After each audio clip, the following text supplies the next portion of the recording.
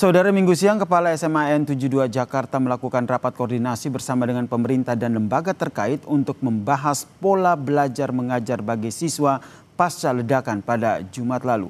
Dalam rapat ini, saudara, diputuskan siswa akan belajar secara daring selama beberapa hari ke depan. Lebih lengkap, ini dia laporan dari jurnalis Kompas TV Cindy Permadi dan juru kamera Arif Rahman yang sudah kami rekam sebelumnya. Saudara, gerbang di belakang saya adalah akses utama untuk masuk ke dalam SMAN 72 Jakarta yang Jumat lalu terjadi insiden ledakan. Suasana terkini berbeda dengan tadi pagi. Kalau pagi tadi pengamanan tampaknya lebih ketat, ada anggota TNI AL yang berjaga di luar, kemudian di dalam ada lagi anggota TNI dan juga polisi. Tapi tampaknya kalau siang ini pengamanan terfokus di area dalam, tepat di balik pagar ini. Meskipun tidak dikunci pagarnya, tapi akses masuk betul-betul dibatasi. Sejak pagi siapapun yang mau masuk ditanya dulu dari mana asalnya, keperluannya apa, dan lain-lain. Saya akan ajak Anda, saudara, untuk melihat sedikit bagaimana situasi di dalam dari celah pagar. Memang kalau tempat kejadian perkara atau masjid tidak terlihat kalau dari area luar. Tapi kalau tadi pernyataan dari KPAI yang ikut rapat pagi ini di SMAN 72 Jakarta, ada 2 titik sebenarnya yang ditinjau. Masjid dan ada 1 titik lagi di area belakang dekat dengan bank sampah. Untuk area masjid, garis polisi sudah dicabut dan KPAI, Kementerian PPPA mengapresiasi polisi yang memperbaiki beberapa bagian dari masjid secara cepat. Karena ini hubungannya adalah agar ketika nanti siswa melihat ataupun guru melihat tempat kejadian perkara tidak menimbulkan trauma lagi. Nah, kemudian tadi pagi ada rapat yang dilakukan oleh kepala sekolah.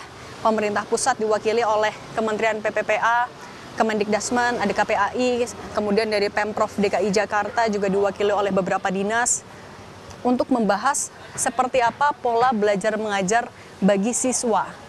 Karena sebenarnya dari Menteri PPPA sebelumnya sudah bilang diharapkan belajar mengajar bisa dilakukan besok, Senin 10 November 2025. Tapi skemanya seperti apa, ini yang masih perlu dirembukan. Bagaimana belajar mengajar itu bisa dilangsungkan dengan nyaman, aman, dan lancar, menyesuaikan dengan kondisi psikologis siswa, guru, dan juga orang tua siswa.